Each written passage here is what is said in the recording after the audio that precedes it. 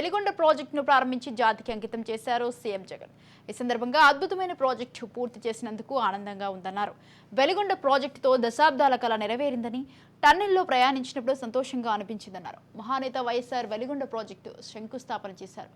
ఆయన కొడుకుగా ఈ ప్రాజెక్టు నేను పూర్తి చేయడం గర్వంగా ఉందన్నారు. ఇది దేవుడు రాసిన స్క్రిప్ట్.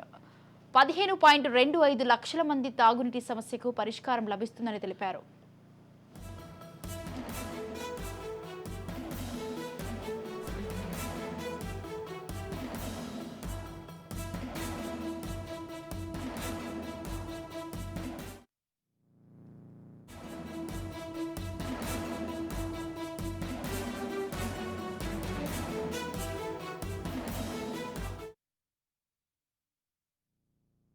ప్రకాశం జిల్లా, నెల్లూరు జిల్లా, కడప జిల్లాలోని ఫ్లోరైడ్ బాధిత కరువు పీడిత మెట్ట ప్రాంత ప్రజలను వాళ్ళ దాహార్తిని తీరుస్తూ సాగునీరు కూడా అందించే ఒక గొప్ప కార్యక్రమం ఈ ప్రాజెక్టు.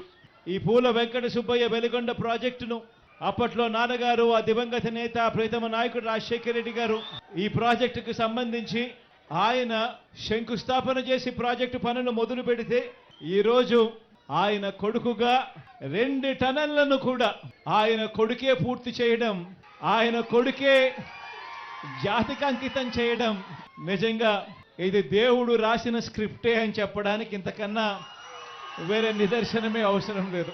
ఈ ప్రాజెక్టు మొదటి సరంగాన్ని 2021 జనవరి 13న పూర్తి చేస్తే, మన ప్రభుత్వంలో మనమే పూర్తి చేస్తే, రెండో సరంగం పనులు కొద్ది రోజుల కిందటనే పూర్తి చేసి ఇవాళ జాతికి అంకితం చేసే కార్యక్రమం జరుగుతూ ఉంది. దాదాపుగా 4,47,000 ఎకరాలకు సాగునీరు అందించే ప్రాజెక్టు 15,25,000 మందికి రక్షిత త్రాగునీరు అందించే ప్రాజెక్టు.